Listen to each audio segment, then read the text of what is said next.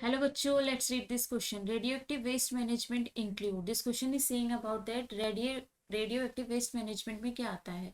तो option A is reprocessing of nuclear spent to remove radioactive elements. Option B is solidification and burying of low level radioactive waste in waterproof concrete tile pool.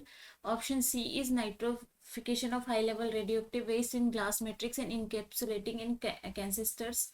All of the above. तो हम पहले ये समझेंगे बेटा कि what is radioactive waste management. तो radioactive waste management, जो भी वेस्ट आपके रेडियो एक्टिव वेस्ट मैनेजमेंट हम किसको बोलते हैं, तो मैनेजमेंट ऑफ वेस्ट में क्या इंक्लूड होता है, manage the waste generated by radioactive substance. तो उसके थ्रू जो कोई वेस्ट जनरेट हो रहा है तो हम उसको क्या बोल रहे हैं, रेडियो एक्टिव वेस्ट बोल रहे हैं.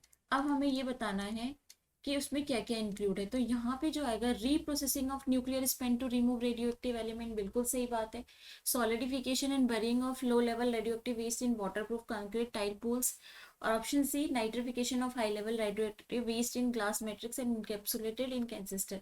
ये तीनों ही ऑप्शंस क्या हो रहे हैं, रेडियो एक्टिव वेस्ट मैनेजमेंट में इंक्लूड किए जाते हैं. इसलिए जो यहाँ पे हमारा आंसर हो जाएगा वो क्या हो जाएगा बच्चों, वो हो जाएगा ऑप्शन डी.